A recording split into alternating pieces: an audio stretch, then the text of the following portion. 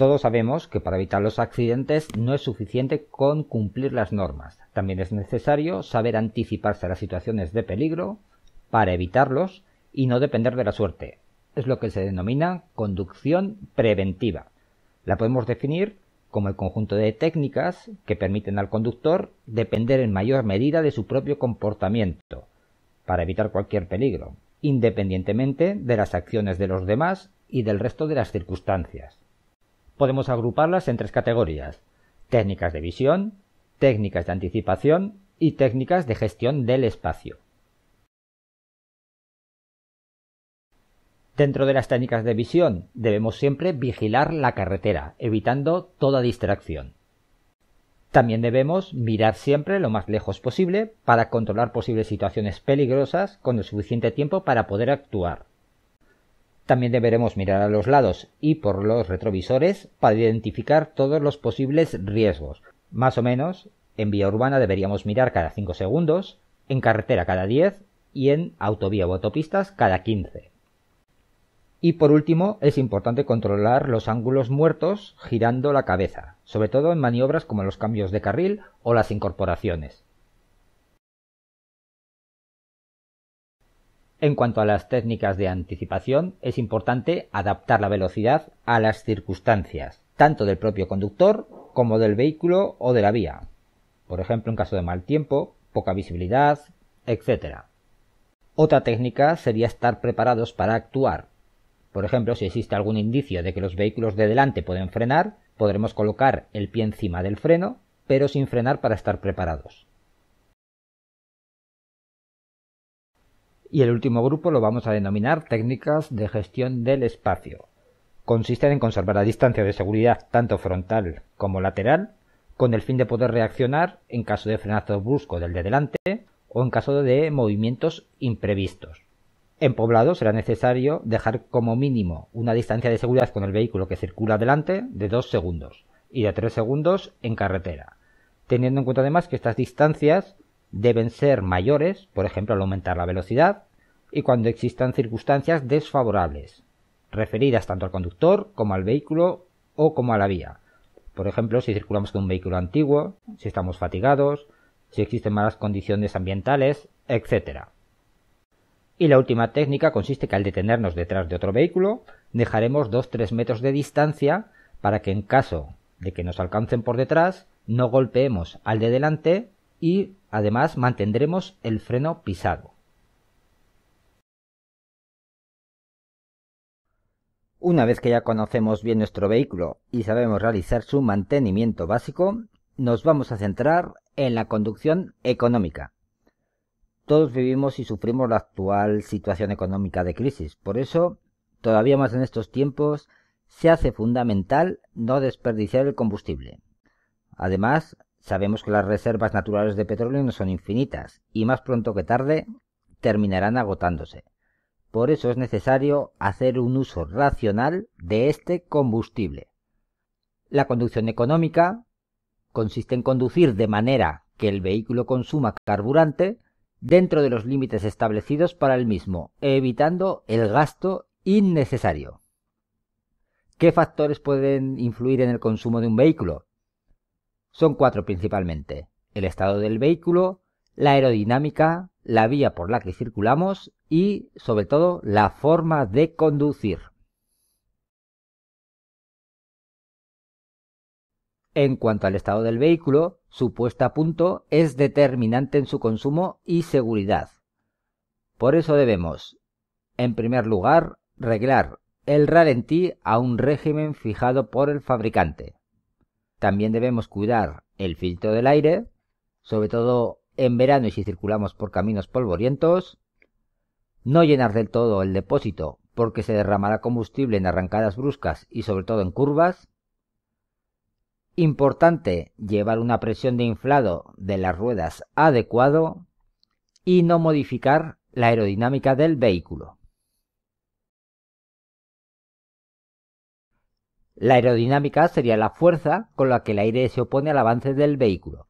A mayor coeficiente aerodinámico, mayor resistencia y por lo tanto mayor consumo. Por ejemplo, un camión tiene mayor superficie de contacto que un turismo. Por eso el camión consumirá bastante más combustible. Para mejorar la aerodinámica debemos no circular con las ventanillas completamente bajadas. El consumo aumenta un 5% más o menos. Esto se nota sobre todo en carreteras. Dentro de poblado, como vamos a baja velocidad, no se nota tanto. También es importante desmontar la vaca si no se va a utilizar y no cargar excesivamente el vehículo y evitar transportar la carga en la vaca. En cuanto a la relación de la vía con el consumo, este aumentará en vías en mal estado y sobre todo en poblado, ya que son más frecuentes las paradas y arrancadas y el uso de marchas cortas, que son las que más consumen. Y por último, la forma de conducir y sobre todo la velocidad son factores claves a la hora de analizar el consumo. Aquí vemos una gráfica que nos indica según la velocidad el consumo. Ya veis que este consumo no es proporcional a la velocidad, sino que a más velocidad el consumo aumenta mucho más. ¿Qué podemos hacer para reducir el consumo de combustible? En primer lugar, conducir con velocidad moderada. Ya hemos dicho que la velocidad es uno de los principales causantes del aumento del consumo. Tampoco debemos dar acelerones en vacío, con el coche parado, ni para calentar el motor, ni para pararlo. Todo es un gasto inútil de combustible e incluso puede dañar el motor. También deberemos apagar el motor en detenciones prolongadas para ahorrar combustible y reducir la contaminación. Una idea equivocada es que bajar las pendientes en punto muerto ahorra combustible. No es así. Ahorraremos más combustible si las bajamos siempre con una marcha puesta y el embrague levantado. No deberemos utilizar combustible de octanaje inferior, ya que puede dañar el motor. También saber que el aire acondicionado aumenta el consumo. Aunque si vamos a velocidades altas, es mejor poner el aire que circular con las ventanillas bajadas. Las luces también van a incrementar un 2% más o menos el consumo. Conducir de manera suave, sin frenazos ni acelerones, será otra forma de ahorrar. Y un mal reglaje del encendido y una mala puesta a punto influyen negativamente en el consumo. Es decir, no pasar las revisiones que tocan, a la larga nos va a salir mucho más caro. La conducción eficiente sería un concepto parecido al anterior y lo podemos definir como un estilo de conducción que aprovecha al máximo las prestaciones del vehículo para que de esta forma podamos utilizar solo el combustible preciso en cada situación. Es una forma de conducción suave, serena y segura. ¿Qué beneficios podemos encontrar aplicando las técnicas de conducción eficiente? En primer lugar, reduce el consumo entre un 10 y un 25%, que ya es bastante. También, al reducir el consumo, se reducirán las emisiones contaminantes en un 50-80% más o menos. También bajarán los costes de mantenimiento del vehículo, disminuirá el estrés del conductor, aumentará la seguridad y el confort del conductor y los pasajeros, y por último, disminuirá la contaminación acústica. Por ejemplo, un coche a 4.000 revoluciones por minuto hace el mismo ruido que 32 a 2.000 revoluciones por minuto, que son las que utilizaremos en la conducción eficiente. Y vamos allá con estas técnicas. En primer lugar, no debemos pisar el acelerador para encender el vehículo. Esta es una mala costumbre que tienen muchos conductores, basándose en la idea de que así calientan el motor y lo engrasan más rápido. En vehículos de gasolina debemos iniciar la marcha suavemente nada más encender el motor. Sin embargo, en vehículos diésel debemos esperar unos segundos para iniciar la marcha después de haber encendido el motor, ya que es necesario que el aceite llegue a las partes móviles del motor. En cuanto al uso de las marchas, debemos circular siempre con la marcha más alta compatible con la seguridad de cada situación. Vamos, que siempre va a ser mejor ir en quinta que ir en cuarta, o en tercera que en segunda, naturalmente siempre que la seguridad nos lo permita. ¿A cuántas revoluciones debemos cambiar una marcha? Si se trata de un coche de gasolina, deberemos cambiar entre 2000 y 2000 revoluciones por minuto. Y si es un coche diésel, entre 1500 y 2000 revoluciones. De todas maneras, en subidas aumentaremos estos valores 500 revoluciones más, ya que necesitaremos un poco más de potencia.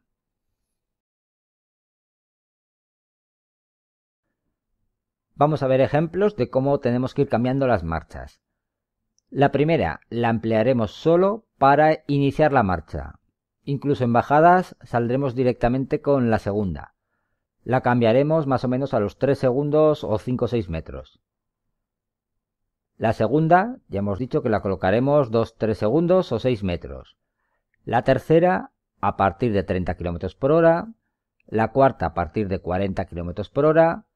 Y la quinta a partir de 50 o 60 km en coches de gran cilindrada. Esto corresponderá más o menos con 2000 revoluciones.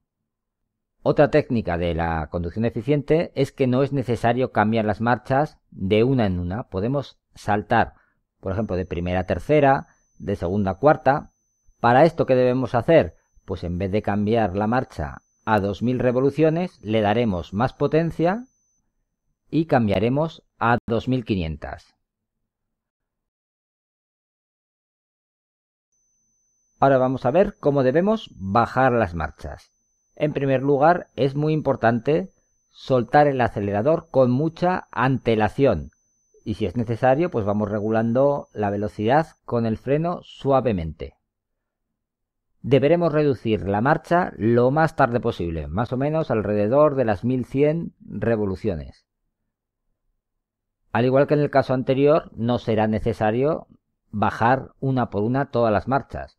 Podemos saltar de quinta a tercera, de cuarta a segunda. En el caso de que tengamos que detenernos, podemos pararnos en la marcha más alta posible. Incluso si vamos en quinta, podemos parar en quinta. Y una regla básica de la conducción eficiente es conocer que si soltamos el acelerador y dejamos rodar el vehículo con una marcha puesta, el consumo será cero. Por eso es importante soltar el acelerador siempre con mucha anticipación y dejar que el coche ruede. Otros aspectos a tener en cuenta en relación al consumo. Para reducirlo es importante circular a una velocidad constante, sin frenazos ni acelerones. Esto lo conseguiremos manteniendo una distancia de seguridad con el que nos precede mayor a lo normal. Deberemos evitar detenciones innecesarias y solo pisar el embrague cuando sea necesario. También hemos comentado anteriormente que si circulamos a más de 20 km por hora sin pisar el acelerador ni el embrague y con una marcha engranada, el consumo es igual a cero. Ya no es el motor el que mueve las ruedas, sino que son las ruedas por inercia las que hacen que gire el motor. Además, circular con el embrague pisado o con el punto muerto consume combustible. También debemos cambiar siempre a una marcha más alta en cuanto sea posible. Y por último, regular la temperatura del aire acondicionado a unos 20-23 grados. Más bajo sería un aumento importante del consumo y no notaríamos la diferencia. Y con esto terminaríamos este tercer vídeo que ha tratado sobre la conducción eficiente y sus técnicas.